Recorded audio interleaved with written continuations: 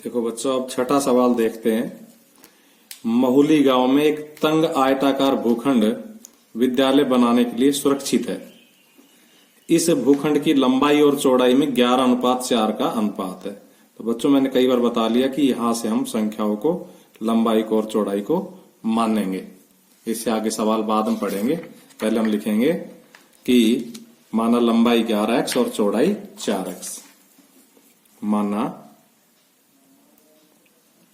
भूखंड की लंबाई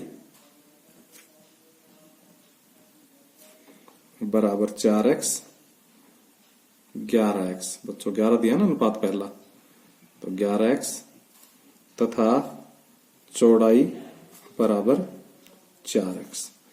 अब हम आगे जो सवाल पढ़ेंगे उससे समीकरण बनेगी, इसलिए लिखेंगे अकॉर्डिंग टू क्वेश्चन, प्रश्न के अनुसार। तो देखो प्रश्न हमारा क्या कह रहा है। गांव पंचायत को इस भूखंड की बाढ़ कराने में 100 रुपये प्रति मीटर की दर से 75,000 रुपये व्यय करने होंगे। देखो बाढ़ कहाँ लगती है? परिमाप पर, उसके चारों ओर लगती है और चारों ओर की लंबाई कहते हैं परिमाप। तो हम उसका परिमाप निकाल लेंगे और उस परिमाप में फिर 100 रुपये प्रति मीटर की दर से 75,000 रुपये खर्च हो रहा है, इससे समीकरण बना लेंगे। तो देखो हम क्या लिखेंगे, हम लिखेंगे इसलिए बाढ़ लगाने योग्य लंबाई, इसलिए बाढ़ लगाने योग्य लंबाई बराबर भूखंड का परिमाप।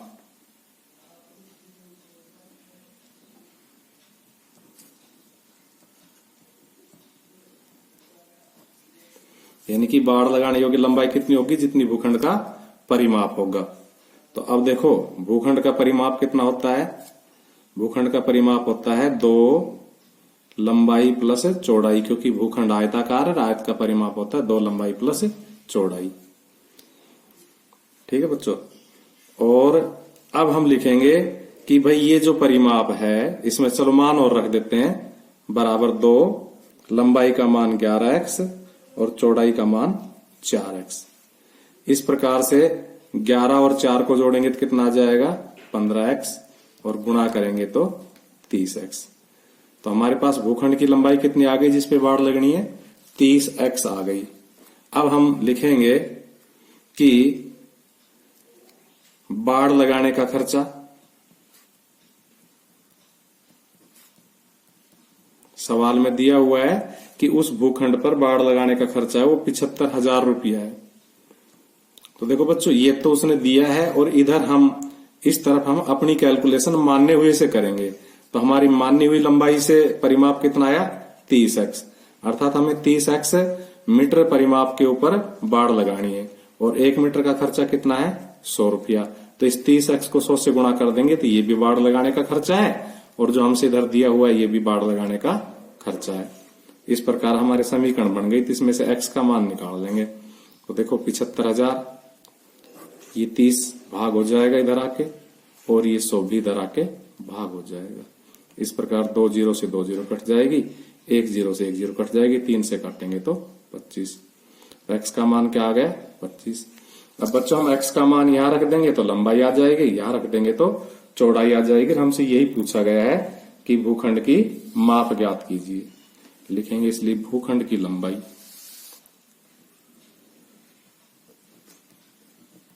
कितनी माननी है बच्चों? 11x। तो 11 और x का मान 25। 11 को 25 से गुणा करेंगे तो 275 मीटर। तथा चौड़ाई, चौड़ाई कितनी माननी है बच्चों? 4x। तो 4 और x का मान 25, 25 चौको 100 मीटर आंसर।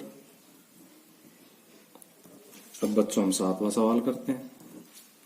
देखो 7वां सवाल हमारा क्या है। हसन स्कूल वर्दी बनाने के लिए 2 प्रकार का कपड़ा खरीदता है। इसमें कमीज के कपड़े का भाव 50 रुपये प्रति मीटर, तो ये चीज हमारे काम आनी है। और पतलून के कपड़े का भाव 90 रुपये प्रति मीटर, ये हमारे काम आना है। वह कमीज के प्रत्येक 3 मीटर कपड़े के लिए पतलून का 2 मीटर कपड़ा खरीदता है। तो बच्चे इसमें सीधा अनुपात न देकर के वैसा अनुपात दे दिया कि भाई कमीज का 3 मीटर तो पतलून का, पतलून माने पैंट 2 मीटर, तो 3:2 दे दिया। तो हम लिखेंगे कमीज का कपड़ा अनुपात पतलून का कपड़ा।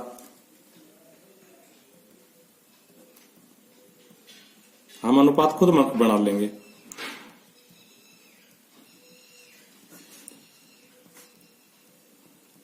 बराबर 3 मीटर अनुपात 2 मीटर। तो मीटर से मीटर कट जाएगा, कितना जाएगा 3:2। इसलिए माना कमीज का कपड़ा, जब अनुपात आ जाता है तो उसके सारे एक्स लगा के हम मान लेते हैं, बराबर 3x मीटर, तथा पतलून का कपड़ा बराबर 2x मीटर। देखो बच्चों, हमारे पास कुल कपड़ा इतना है कमीज का, इसका भाव भी दिया हुआ है तो इसका मूल्य निकाल लेंगे। इसी प्रकार पतलून का ये कपड़ा है, इसका भाव भी दिया तो इसका मूल्य निकाल लेंगे। लिखेंगे इसलिए कमीज के कपड़े का मूल्य बराबर, कमीज का कपड़ा 3x है और 1 मीटर कपड़े का मूल्य कितना है 50, तो इसको 50 से गुणा कर देंगे तो कितना आ जाएगा 150x मीटर। तथा पतलून का कपड़ा, पतलून के कपड़े का मूल्य बराबर 2x मीटर हमने खरीद रखा है और उसका भाव कितना है 90 रुपया है, तो 180x मीटर। इस प्रकार ये हमारे पास दोनों के कपड़े का मूल्य आ गया। आगे क्या कह रहा है सवाल में? सवाल में कह रहा है वह इस कपड़े को 12% यानी कमीज वाले को तो 12% और पतलून वाले को 10% के लाभ पर बेचकर 36,600 रुपया प्राप्त करता है। तो हमारे पास दोनों कपड़ों का बच्चों क्रिय मूल्य है। ये हम मीटर गलत लगा रहे हैं क्योंकि ये रुपया बन गया, अब 50 रुपये से गुणा कर दिया तो ये रुपया बन गया। तो हमारे पास दोनों का क्रिय मूल्य है, इन दोनों का लाभ निकाल के उस लाभ को जोड़ देंगे तो हमें 36,600 रुपया आ जाएगा। अब देखो बच्चों, कमीज का जो कपड़ा है वो इतने रुपये का है और इस पर लाभ कितना कमाया है, इस पर हमें लाभ मिला है 12%। तो ये कपड़ा जो 150x रुपये का खरीदा है ये कितने का बिक गए ज्ञात कर लेंगे। लिखेंगे कमीज के कपड़े पर लाभ बराबर 12%, इसलिए कमीज के कपड़े का विक्रय मूल्य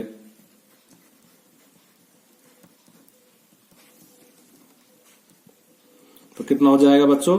विक्रय मूल्य हो जाएगा, जो क्रिय मूल्य होता है ये हमारा 150x है, इसको 112/100 से गुणा कर देंगे क्योंकि 12% लाभ का मतलब कोई वस्तु 100 रुपये में खरीदी है तो वो 112 रुपये में बिकेगी। अतः 112/100 से गुणा करने पर इसका विक्रय मूल्य आ जाएगा और ये कितना आ जाएगा, 1 0 से 1 0 कट जाएगी, 5 से काटेंगे तो 5 तिया 15, 5 दूनी 10, 2 से इसको काटेंगे तो 2 पंजे 10, 2 छिकी 12, गुणा कर दो तो देखो 3 छिंग 18, 3 पंजे 15 और 1 16 और ये x। तो इस तरह से कमीज के कपड़े का विक्रय मूल्य आ गया 168x रुपये। इसी प्रकार पतलून के कपड़े का विक्रय मूल्य ज्ञात कर लेंगे। लिखेंगे पतलून के कपड़े पर लाभ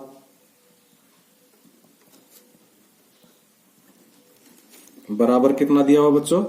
10% दिया हुआ है, इसलिए पतलून के कपड़े का विक्रय मूल्य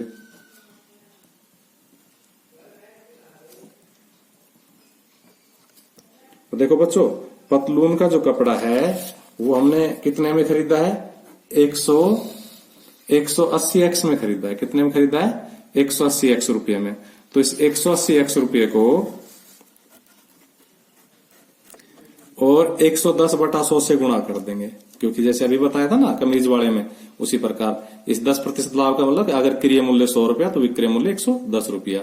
इस तरह से पतलून के कपड़े के क्रिय मूल्य को 110/100 से गुणा कर देंगे तो इसका विक्रय मूल्य आ जाएगा। देखो इन 2 0 से 2 0 कट जाएगी, इसको 18 को 11 से गुणा करेंगे तो 198 रही है x रुपये।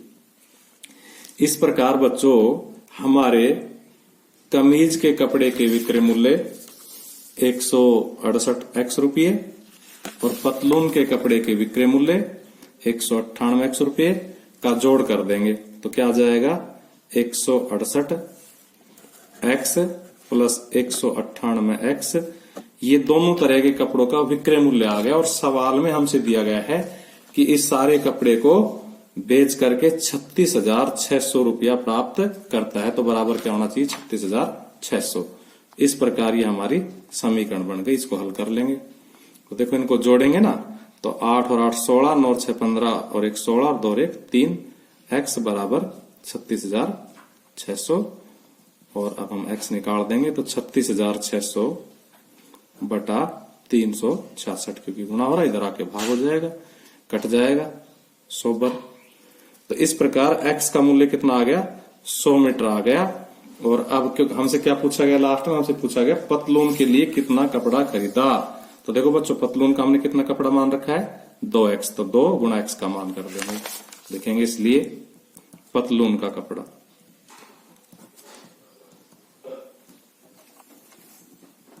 बराबर 2 और x का मान 100, 200 metre answer.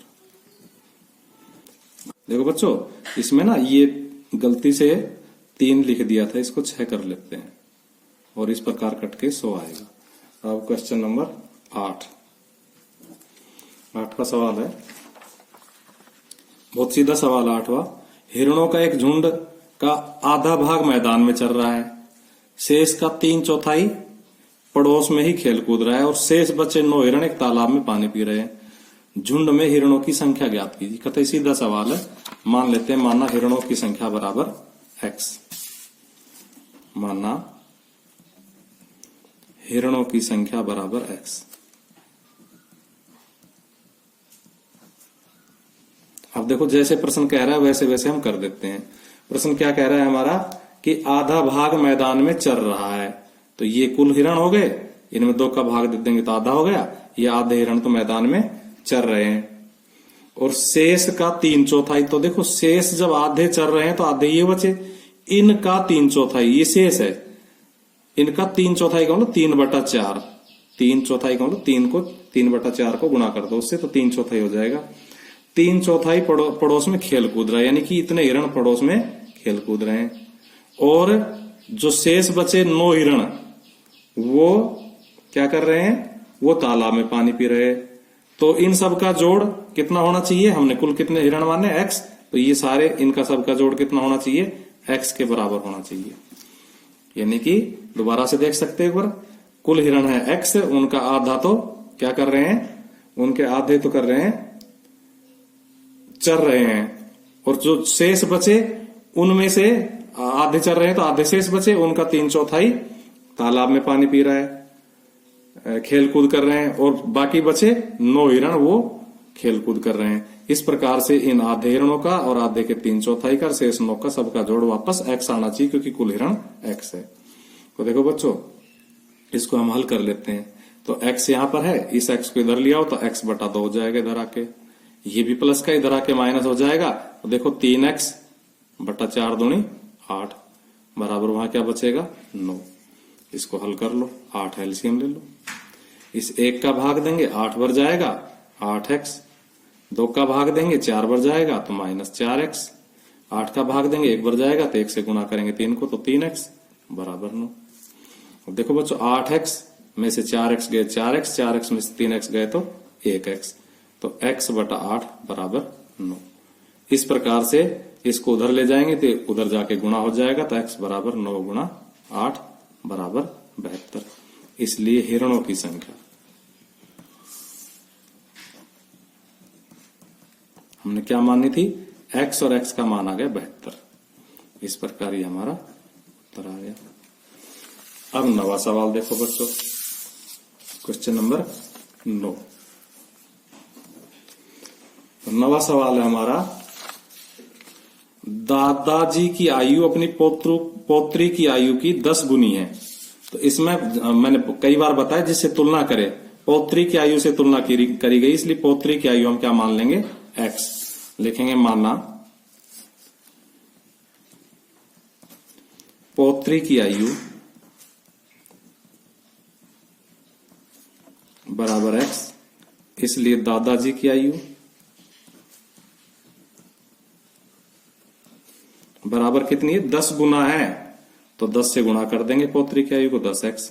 According to question, प्रश्न के अनुसार, प्रश्न हमारा क्या कह रहा है कि यदि उनकी आयु पौत्री की आयु से 54 वर्ष अधिक है।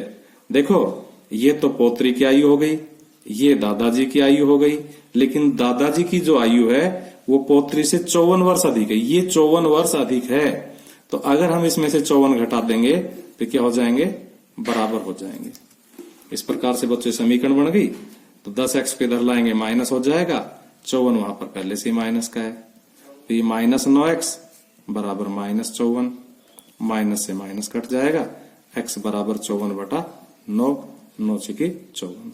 इस प्रकार से उसने क्या कहा है? उसने कहा है तो दोनों की आयु ज्ञात करो, तो लिखेंगे इसलिए पौत्री की आयु बराबर 6 वर्ष तथा दादाजी की आयु बराबर कितनी है? 10x, तो 6 गुणा 10 60 वर्ष आंसर। 10वां सवाल देखो बच्चों, 10वां सवाल है अमन की आयु उसके पुत्र की आयु की 3 गुनी है। तो उसी प्रकार से पुत्र की आयु से तुलना करेंगे, इसलिए पुत्र की आयु मान लेते हैं x। माना पुत्र की आयु बराबर x, इसलिए अमन की आयु 3 गुनी है, तो 3 से गुणा कर दो पुत्र की आयु को, 3x। अकॉर्डिंग टू क्वेश्चन, प्रश्न के अनुसार क्या कह रहा है? देखो बच्चों आगे, 10 वर्ष पहले उसकी आयु पुत्र की आयु की 5 गुनी थी। 10 साल पहले, तो दोनों की आयु में से 10-10 साल घटा दो, पुत्र की आयु में से भी 10 घटा दिया और अमन की आयु में से भी 10 घटा दिया, और अब इन दोनों में क्या संबंध रह गया? 5 गुनी का संबंध रह गया। ये अमन की आयु है ना, ये 5 गुनी है अपने पुत्र की आयु से, तो इस पुत्र की आयु को भी 5 से गुणा कर देंगे तो ये बराबर हो जाएगा। बस इसको हल कर दो, 5x 5 दाई 50 गुणा कर दी बराबर 3x माइनस 10। देखो 5x 3x इधर ले आओ, 50 उधर ले जाओगे प्लस हो जाएगा जाके, 10 वहां माइनस का था ही। 5x में से 3x गए 2x बराबर 50 में से 10 गए तो 40, x बराबर 40/2 बराबर 20। क्या कहा हमसे लास्ट में? दोनों की वर्तमान आयु ज्ञात करो, इसलिए अमन की वर्तमान आयु। तो देखो बच्चों, अमन की वर्तमान आयु हम क्या मान रखे? 3x, और x का मान आ गया 20, तो 60 वर्ष। तथा पुत्र की वर्तमान आयु क्या मान रखी हमने? x, और x का मान क्या आ गया? 20, तो 20 वर्ष आंसर।